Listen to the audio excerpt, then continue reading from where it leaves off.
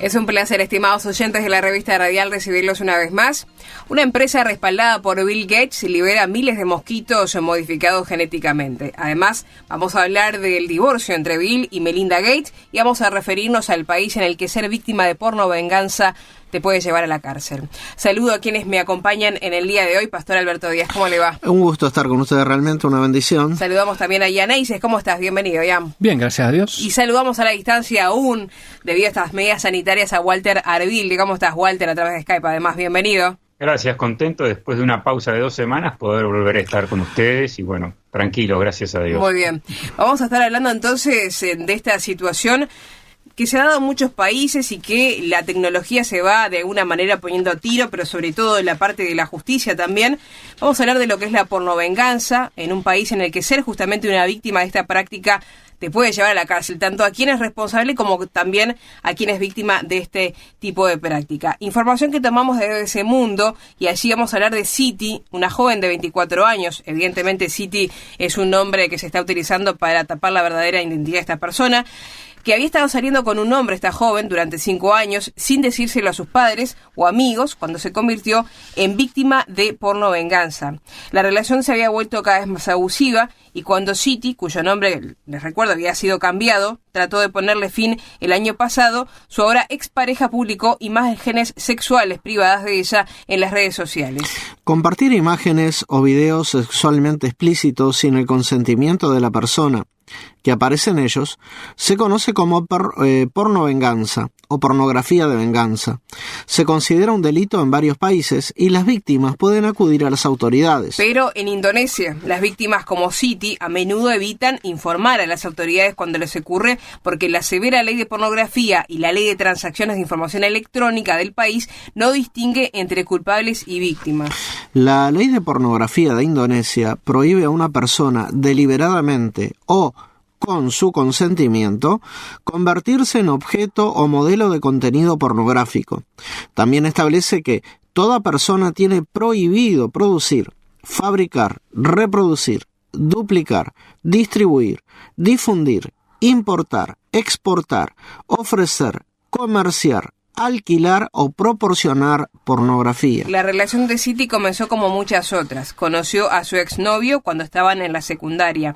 Tenían amigos en común. Él parecía generoso, leal y muy atento. Hice cosas muy estúpidas porque al principio pensé que podría ser mi futuro esposo. Le dejé grabarme y fotografiarme, dice. Después de 4 años de citas, su comportamiento cambió. No me dejaba ver a mis amigos, me llamaba hasta 50 veces al día para ver cómo estaba, dice City. Me sentí como un pájaro en una jaula. Un día, estando con él en el auto, mencioné la posibilidad de romper y comenzó a estrangularme. BBC Indonesia habló con el inspector general Paul Raden Prabowo en el cuartel general de la Policía Nacional sobre las dudas que tienen las mujeres a la hora de denunciar abusos cometidos online. Dijo que existen procedimientos especiales para los casos denunciados por mujeres y que todo el asunto puede ser llevado adelante por agentes mujeres.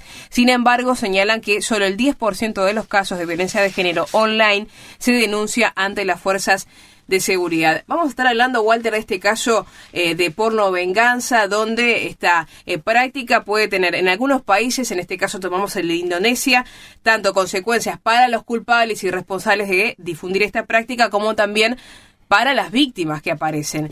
Y allí se abre un paréntesis porque, bueno, como vos lo vas a señalar, yo quería retomar algo que decía esta joven City, en la cual mencionábamos su relato. Ella dice en un momento: hice cosas muy estúpidas porque al principio pensé que podría ser mi futuro esposo. Le dejé grabarme y fotografiarme, dijo esta joven. Es una realidad que muchas veces se malinterpreta lo que es el amor, pero también hay cosas que pegan duro, ¿no? Ajá. Porque es increíble que ya en este tercer milenio seguimos con las desigualdades, ¿no?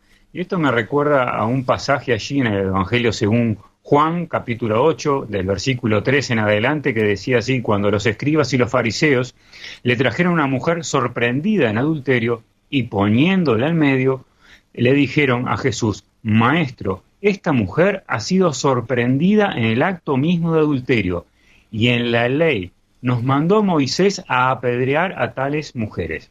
Tú pues, ¿qué dices? Mas estos decían tentándole para poder acusarlo. Pero Jesús, inclinado hacia el suelo, escribía en tierra con el dedo, ¿no? El problema es que la ley de Moisés, allí en el libro de Levítico, capítulo 2, versículo 10, dice, si un hombre cometiera adulterio con la mujer de su prójimo, el adúltero y la adúltera indefectiblemente serán muertos. Es claro que ambos debían de ser apedreados y no solamente la mujer. No entiendo cómo trajeron sobre la mujer y al hombre lo dejaron suelto, porque si la encontraron en el mismo acto, para encontrar a alguien que está en adulterio es de a dos, ¿no? Claro. Entonces, ahí hay una discriminación real, ¿no? Al hombre lo dejaron libre y a la mujer se la trajeron.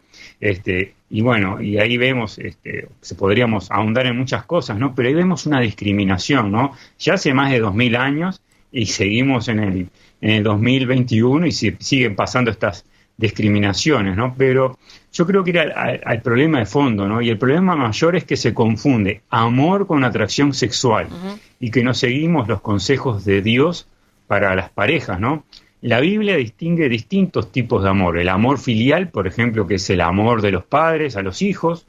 También está el amor eros, que está relacionado con lo romántico, en lo erótico. Y el amor ágape, que es el amor de Dios por nosotros, su creación. No voy a abundar en este tema, pero Dios no está en contra de las relaciones sexuales entre el hombre y la mujer. Sí está en contra de que se realicen fuera del contexto del matrimonio. Porque cuando un matrimonio obedece a Dios y realmente se ama, no hará nada indebido el uno con el otro, y realmente será un disfrute del matrimonio en todas las áreas. El amor y el respeto tiene que ser sobre todas las cosas. Fuera del compromiso del matrimonio, del marco del matrimonio, es muy difícil que se dé, porque está fuera del plan de Dios que está allí en Génesis capítulo 2, versículo 24, ¿no? Vivimos en un tiempo en que las sociedades del mundo se han hipersexualizado, ¿no? No es ahora, bueno, cierta sociedad. Estamos viendo una sociedad de Indonesia en la cual el islamismo es muy fuerte, pero vemos que está hipersexualizado. Y se confunden los afectos, la sexualidad, los sentimientos. Recordemos claramente que la Biblia, en el libro del profeta Jeremías, en el capítulo 17, versículo 9, en esta nueva traducción viviente, dice así: el corazón humano es lo más engañoso que hay y extremadamente perverso, quiero decir.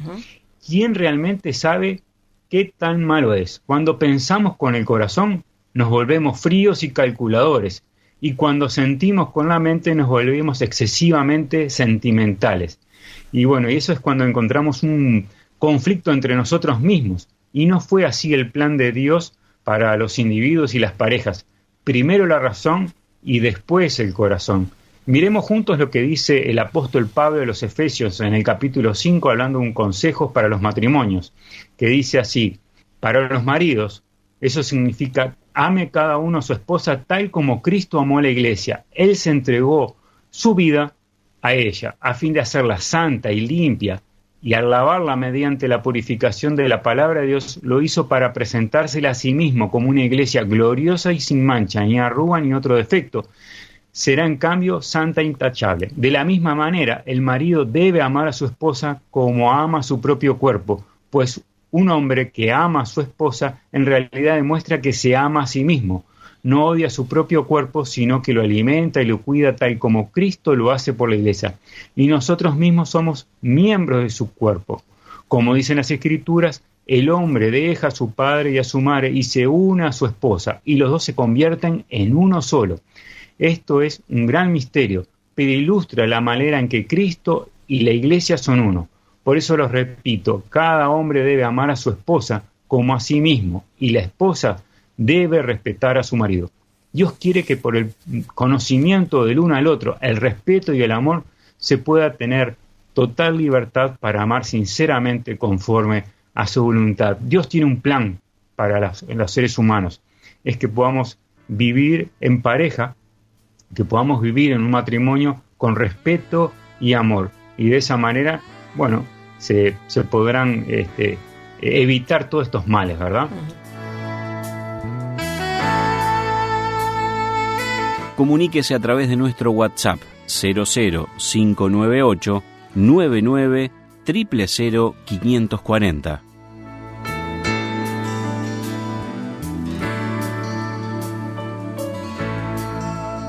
Seguimos adelante en la revista Radial. Vamos a hablar de por ahí lo que puede significar el divorcio del siglo, porque a Bill y Melinda Gates aparentemente se les acabó el amor. Información que vamos a tomar del portal El Día desde Argentina, y allí vamos a leer lo siguiente, Jan. Bill Gates, el multimillonario cofundador de Microsoft, y su esposa Melinda, creadores de una gigantesca fundación que combate la pobreza y las enfermedades, anunciaron sorpresivamente su divorcio después de 27 años de casados. Tras mucho pensar y mucho trabajo en nuestra relación, hemos tomado la decisión de finalizar nuestro matrimonio, dijeron en un comunicado conjunto publicado en Twitter. La pareja, una de las más adineradas del mundo, recordamos que su fortuna es estimada en unos 130.000 millones de dólares, anunció que seguirá trabajando junta en la Fundación Bill y Melinda Gates, creada hace más de 2 décadas para combatir la pobreza, las enfermedades y la desigualdad en el planeta. Pero ya no creemos que podamos crecer juntos como pareja en esta próxima etapa de nuestras vidas, indicaron los Gates, que tienen 3 hijos, sin explicar las razones de su separación. La pareja, sumamente discreta en cuanto a su vida personal, aunque Melinda ha evocado algunas veces tensiones en su matrimonio, pidió espacio y privacidad para su familia mientras comienzan a navegar esta nueva vida. Bill Gates, de 65 años, es actualmente el 4º hombre más rico del mundo, según Forbes, detrás de otros 2 estadounidenses, Jeff Bezos y Elon Musk, y del francés Bernard Arnault.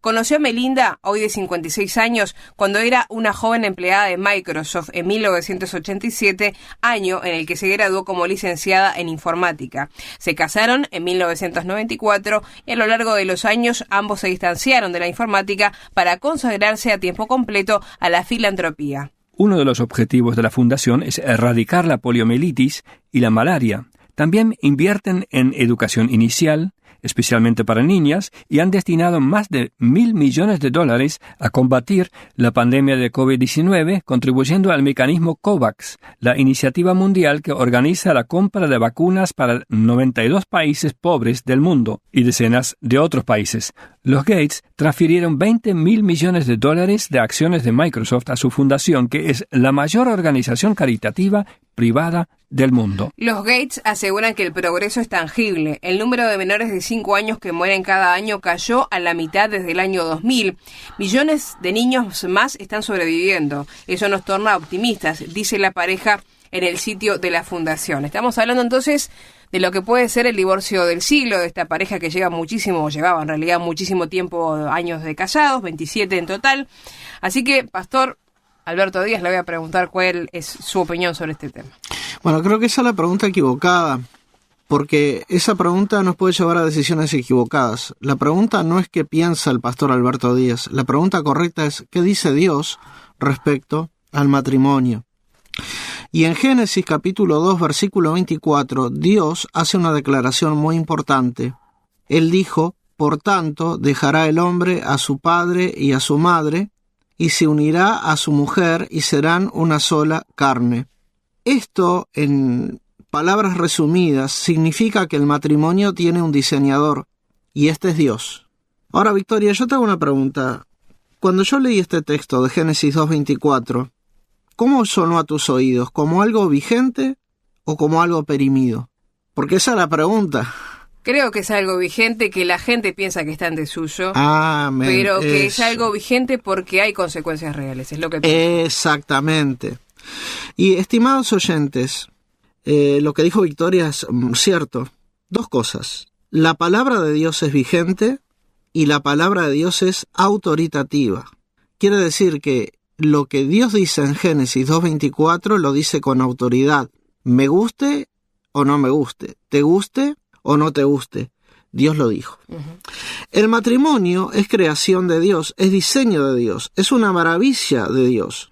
Aunque la gente me mira y diga, pero ¿cómo este muchacho pudo ser parte de ese diseño? Bueno, es su obra. Cuando los religiosos judíos se acercaron a Jesús para hacerle una pregunta que partía de una base maliciosa, porque dice en Mateo 19:3 que se acercaron a Jesús los fariseos para tentarle.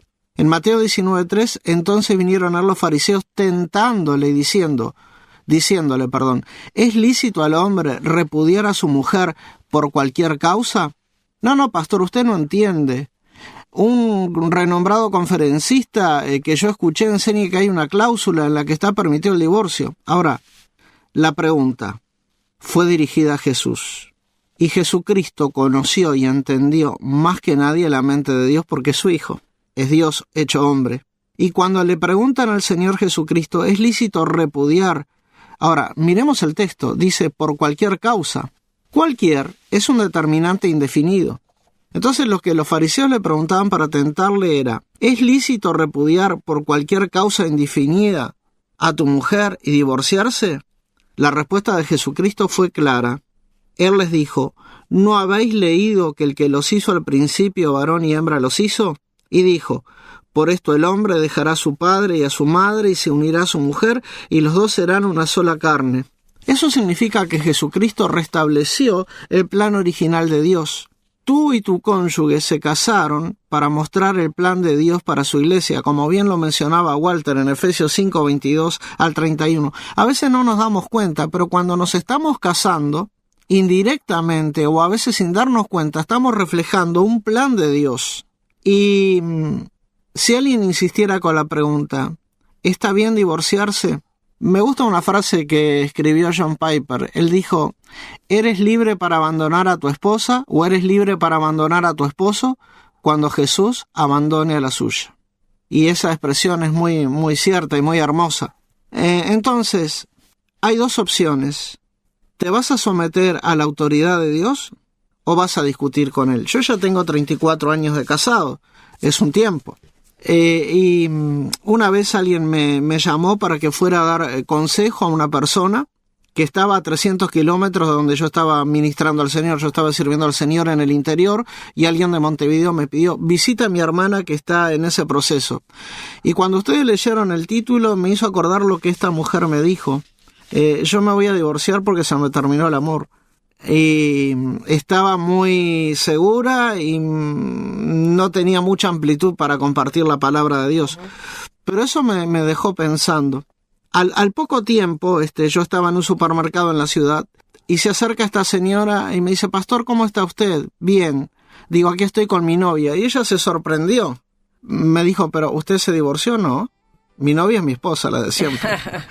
Entonces, yo creo que la palabra divorcio no es agradable. No es una puerta a la libertad. Y es algo que tenemos que considerar. Y especialmente lo que Dios dice.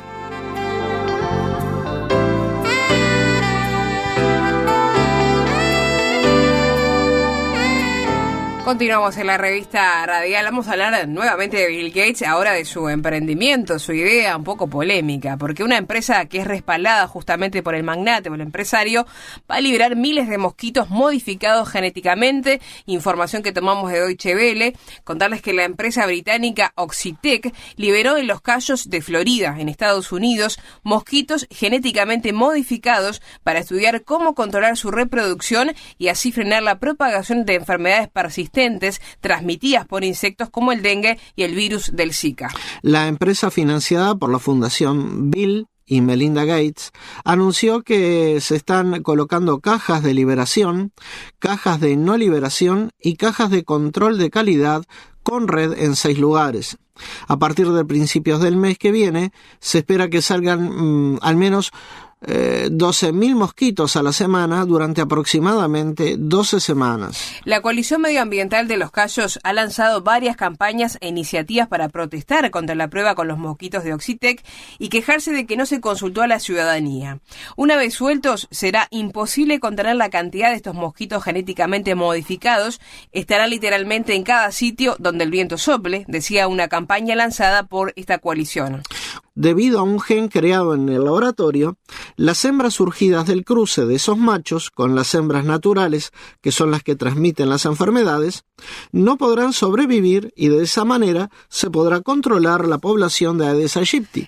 Aunque son solo el 4% de la población de mosquitos de Los Cayos, donde habitan unas 46 especies de esos insectos, los Aedes aegypti son prácticamente los únicos que transmiten enfermedades. No es la primera vez que Oxitec, esta empresa empresa fundada en Reino Unido en 2002 prueba sus mosquitos genéticamente modificados. En la ciudad brasileña de Indaiatuba se logró con el mosquito de Oxitec reducir hasta en un 95% los ambientes urbanos propensos al dengue en solo 13 semanas de tratamiento en comparación con lugares donde no se soltaron mosquitos, dijo la compañía.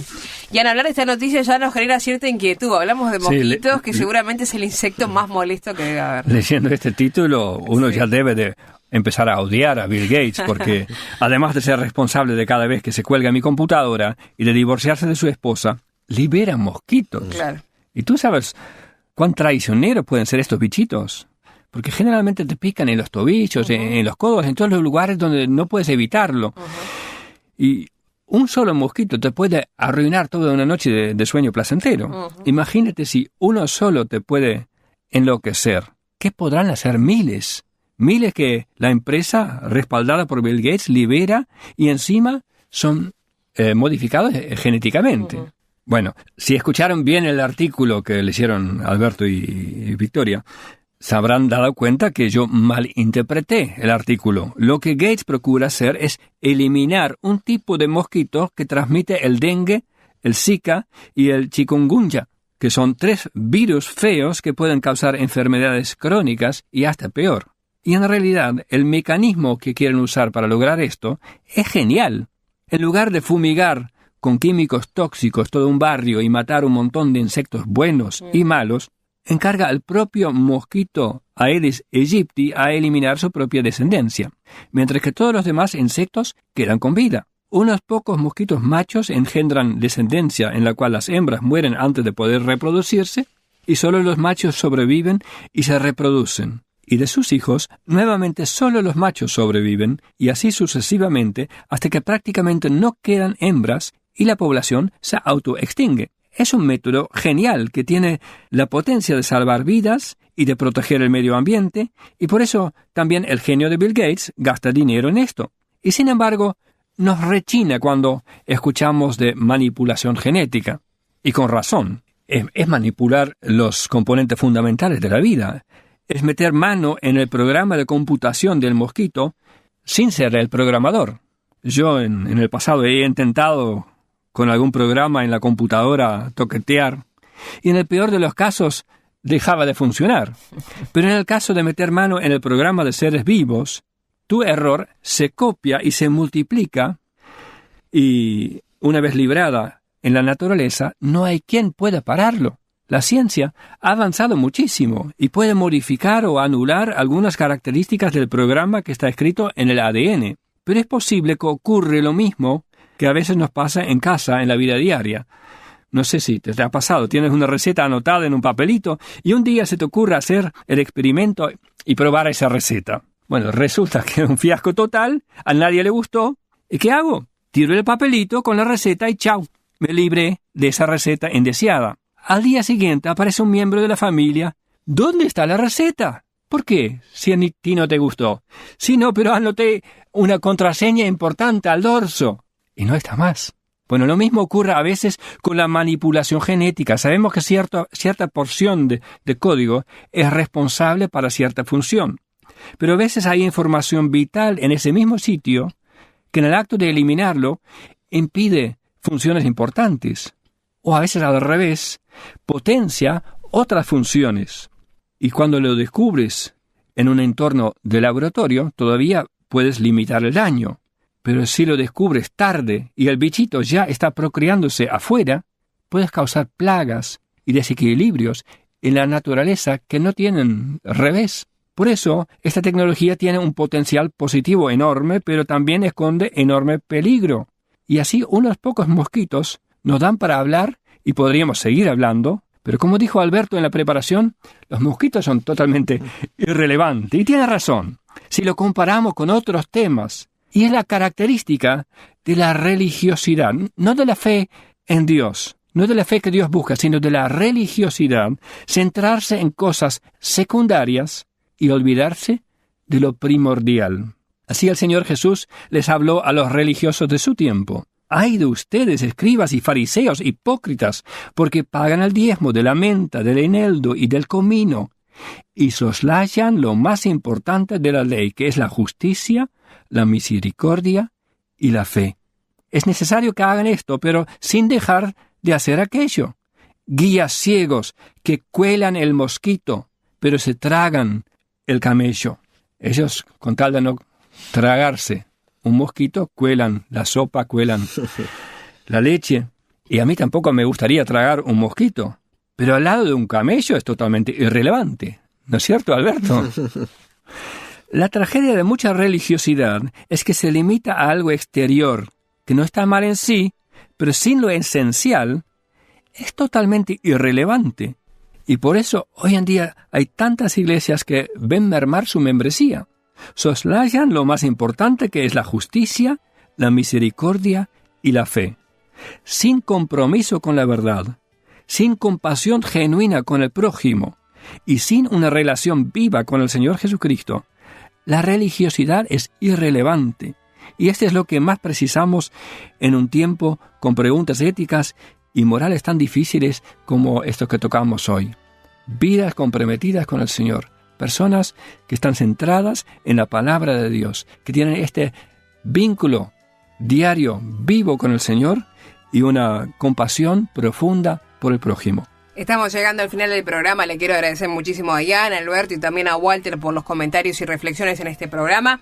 También a ustedes, como siempre, por la sintonía. Les recordamos que se pueden comunicar con nosotros. Lo pueden hacer por WhatsApp al 00-598-99-000-540. Reitero, 00-598-99-000-540. Si están en Uruguay, lo hacen directamente al 099-000-540. Nos pueden buscar en Facebook como Llamada de Medianoche Uruguay. Nos identifican por el logotipo en verde. Más rápido lo que hacen es ir al buscador, poner @llamadaweb.org y allí nos encuentran enseguida. También nos pueden escribir a revistaradial@llamadaweb.org o visitarnos nuevamente, les reitero, la página web www.llamadaweb.org. Será hasta un próximo programa, amigos. Que pasen muy bien.